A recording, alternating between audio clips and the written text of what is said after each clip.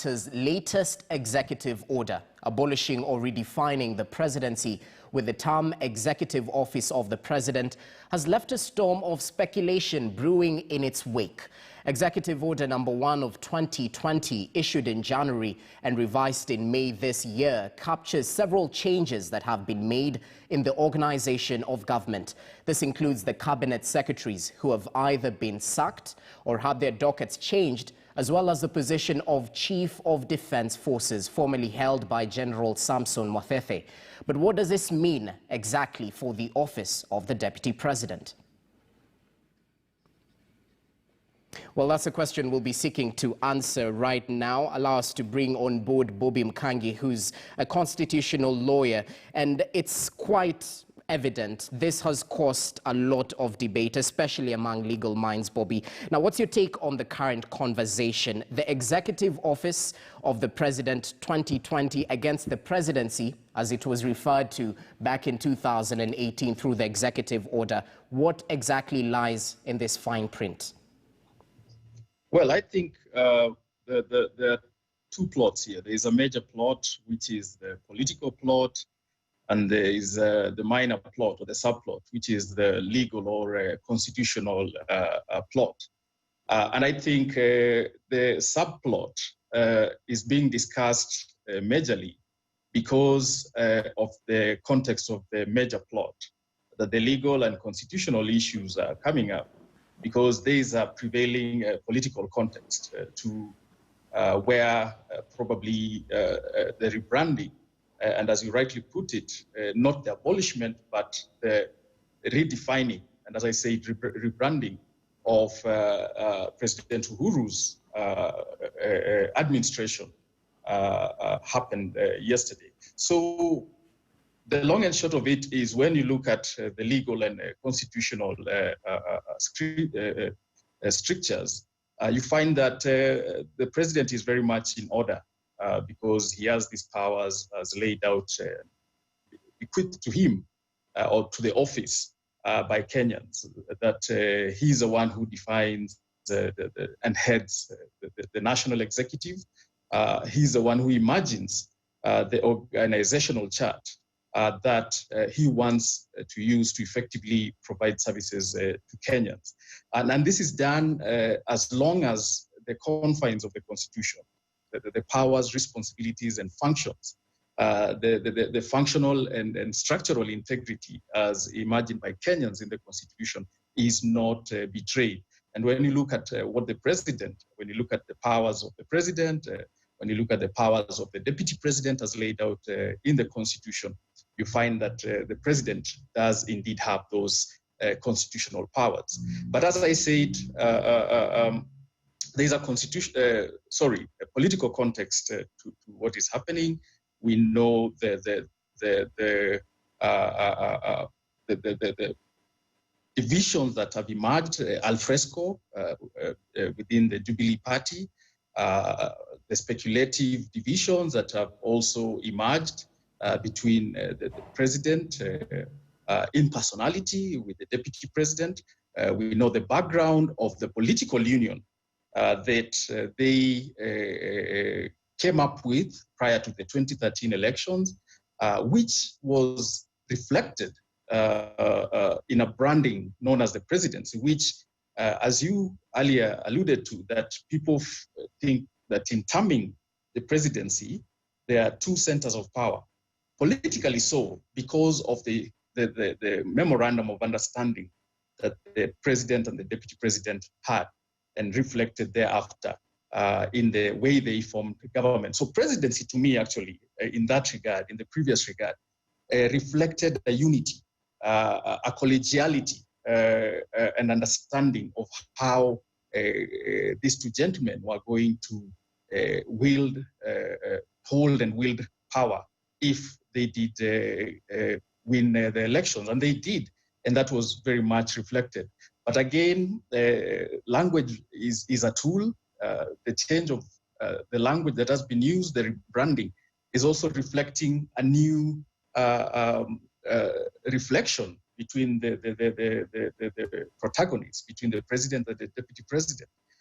It's reflecting what, again, is very much in the public domain in terms of who prevails over the administration, the power wielding within the Jubilee Party, but also within government, and in a way of consolidating power as we go towards 2022, but also within the context of the BBI process and what has been called the constitutional moment by the president, and perhaps a referendum. When that will be, again, that is another question. All right. Now, it is constitutional. We've struck that out. And we're also taking a look at the fact that, you know, the president does assign the deputy president functions, and that's according to the Constitution. But the question in all this is there a way that this is undermining the office of the deputy president, which the Constitution itself was very categorical in saying that, yes, it is under the national executive, but this is an office by itself, despite receiving, you know, instructions or being assigned by the president. Is there any way that the office of the DP has been undermined? Well, as I said earlier, the office of the deputy president can only be constitutionally or legally undermined if the powers, responsibilities, and functions as imagined by Kenyans in the Constitution have been undermined. So we have to look at that and ask ourselves that those functions that the deputy president has been given in terms of the office being the principal assistant, deputizing the president, and in terms taking reins as the acting president, but also the bigger philosophical issue of the deputy president, and especially within a presidential system like we have right now, in terms of the deputy president being the standby president. So we have to look at that and ask ourselves whether by the rebranding that happened, that has been the office and the function, the responsibilities and powers have been undermined. And when you look at that, you do arrive at an understanding that apart from the aspects of deputizing, principal assistantship, being the standby president, very much of what the deputy president does in a functional way, in a day-to-day manner, is dependent on how the president crafts his office, his administration. And again, as powers given to that office through Article 132. So I keep going back to the fact that constitutionally and legally, you find that there's very little in the offing in stating that that office has been undermined. But the focus probably should be within the political scope. Again, the political scope, because there's a current context. Because if you ask yourself if this had been done in, say, 2014, the questions would have been different because there would have been a different context. But we know there's a current background, there's a backstory. BBI, we know that, and I keep saying this is in public, al fresco, the relationship between the president and the deputy president in the eyes of the public has been showing levels of schisms that are lending Kenyans to speculate that perhaps these two gentlemen and therefore offices have,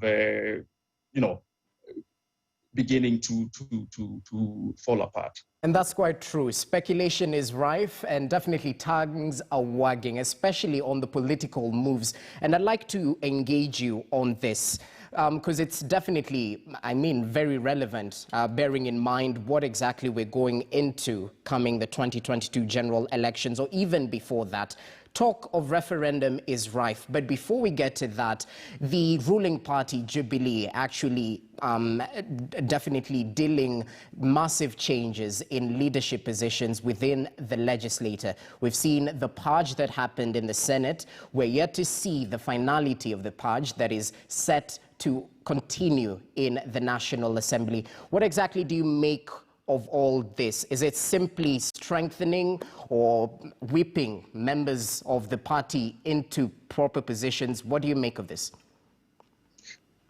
It's both, actually. Strengthening depending on whose side, weakening depending on which side you look at this from. And it has a logical understanding or background to it. There's an impending referendum or review of the Constitution, amendments to the Constitution.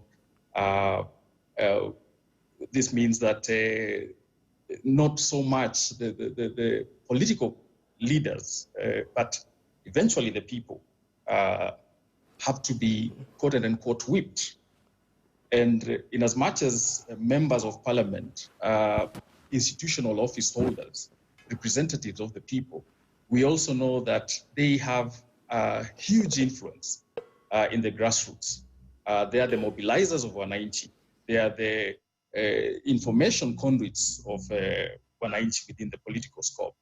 They are the resource influencers, the distributive agents of public goods at the grassroots. And so in attaining control of the institutions of state, and very much in terms of parliament, where political leaders, elected political leaders sit, is very much a precursor to the preparations that will be in hand or are in hand towards the impending referendum or towards the review of the Constitution, regardless of which methodology is going to be used. So there is that question, but also there is, again, speculated issue of 2022 elections and the succession issue, which again is speculated to be very much within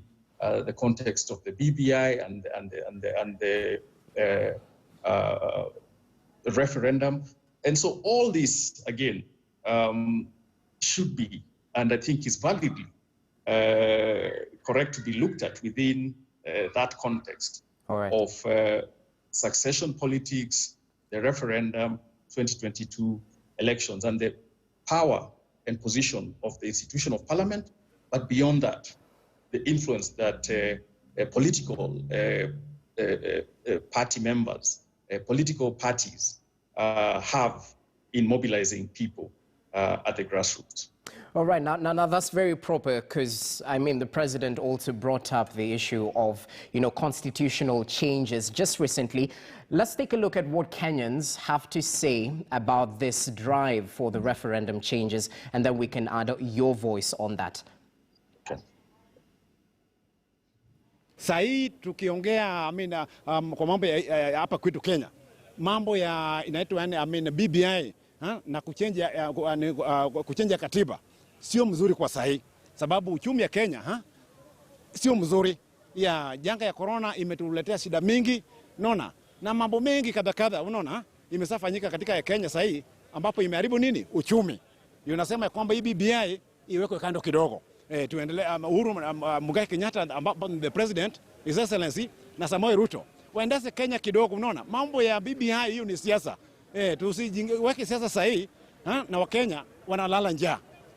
Maisha yamekuwa ngumu, bidhaa ya vitu imepanda, pesa hii hakuna, in circulation, unaona. Atungependekeza sahi Wakenya waende nini referendum. Juzi tumeona pesa imekuja hata ya COVID-19. Imekunywa maji, hatujaiona penye imeenda. Unaona, Wakenya huko wana nini? Wanaendelea kulia na kulala njaa. Unaona? Sisi kama Wakenya, naweza sema kwa niaba ya Wakenya, tuwache kidogo mambo ya BBI, mambo ya siasa tuwache kidogo. Ikifika 2022, Wakenya waanze siasa. Tukutane huko 2022. Kwa sahi Wakenya wainuliwe kiuchumi kidogo. Unaona? Na hii mambo ya COVID, iwekwe mkakati watu wapate nini, wapate matibabu na maisha ikuwe mzuri kidogo.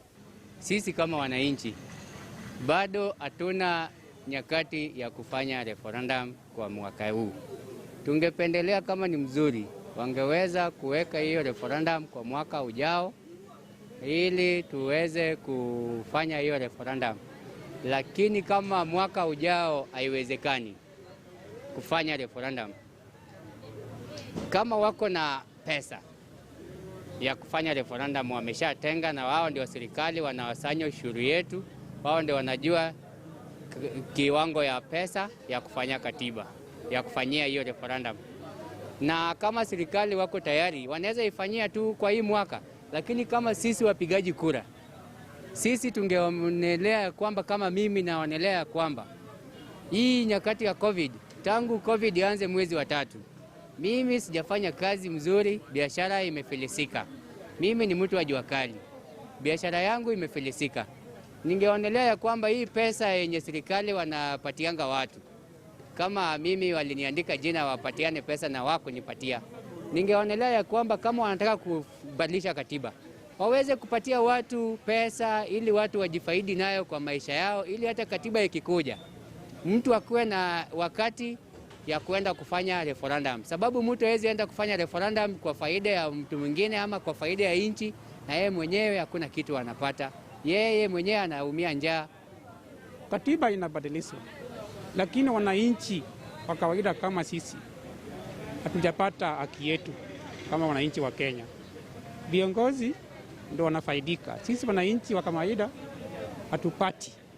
Je, tulikuwa tutatarajia kama ni kwa maoni yangu mimi kama mkaji wa Kisumu, chenye naona ndio kuna vipengele zingine kwa katiba sio vizuri. Chenye naona hiyo ingefaa wafanye hata kupitia kwa parliament. Well, those are sentiments of the voters as we know them, and who will be actively involved in a referendum, whether it takes the popular initiative way or parliament as well. Let's go back to Bobby. We've had what Kenyans have to say, at least a section of them. It seems the referendum push might not be too timely, bearing in mind the economic implications. I mean, if you look at today's paper, seeing a headline, 1 million people have lost their job during the COVID-19 era. Is this truly timely? We might need constitutional changes, yes, but does this lie well with the Kenyan masses? And I think that's what some of us have been saying in terms of the fact that the Constitution is a living being, as others have put it. It's a document that needs to adapt to the socio-economic, psychosocial, and political antecedents of a society, and for that matter, a state and a nation. And so that's why within the logic of our constitution, Kenyans thought it wise to provide ways of rehabilitating it. And that's why Articles 255 through 257 exist on how to amend the Constitution. And within that also, Kenyans did provide the means and the mechanisms and methods, but did not state at what time or when the Constitution can be amended. And this is with the wisdom that we may need to constitutionally, or as has been said, the theory of the constitutional moment may arise at any particular time. And if Kenyans discern, either through their representatives in parliament or directly through public initiatives, and the wider populace and electorate feels that that moment has arrived, then they will bequeath that change through parliament or through referendum. So context is very, very much important. And that's why we've been saying that perhaps when we are dealing with political issues like we are right now, And even prior to the situation that COVID-19 has visited with us, we know that Kenyans for a while now have been crying out about their socio-economic, and we have also seen this reflect psychologically, their situation. They feel that life is getting harder. They feel that the cost of living, very common phrase, is really pushing them, is really oppressing them. And they want solutions to these issues. They feel that the everyday tangible, the material issues of their lives, which are very much within the confines of the Constitution, the Bill of Rights, and Article 43, issues to do with food, issues to do with health, medical services, and issues to do with good infrastructure and education, the basic, what people may call basic needs, are to be prioritized. And so this was there before. And it has actually been belabored by COVID-19. So the question of when the referendum will happen and its success will definitely depend on the mood of the public.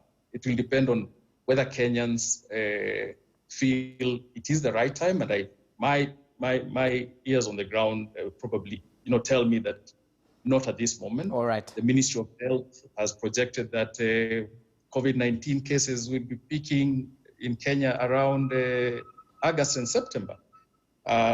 We have 6 months to the end of the year. It is being speculated that we must have the referendum, or the review must take place within before the end of 2020. So there are all these challenging issues, contradictions of what the political class may perceive to be a priority and what the public perceives to be a priority. And I think that's what the political class need to listen to. Because again, the changes that have been proposed are not, and the political class has said it, are not only for 2022, but for the betterment of Kenyans. Exactly, so it can be done at a time.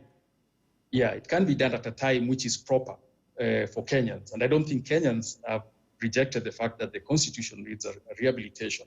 How and very importantly when is what is important. Exactly. What they're simply saying is it's a matter of priorities. I mean, when the economy is really struggling right now, I think precedence should be given to that. And we've seen a couple of efforts by the government definitely injecting money into the frail economy as it is right now. Many thanks, Bobby Mkangi, who's a constitutional lawyer. We've just picked his mind on various issues arising, especially with the latest, the executive order that seems to have actually streamlined the flow of power from the office of the president, and we'll definitely keep you updated about other developing issues right here in News Center. We want to take a break right now. A lot more in store for you at the top of the hour at 10 a.m. So do keep it KTN News. Good morning. I'm Jesse Rogers. Do stay with us.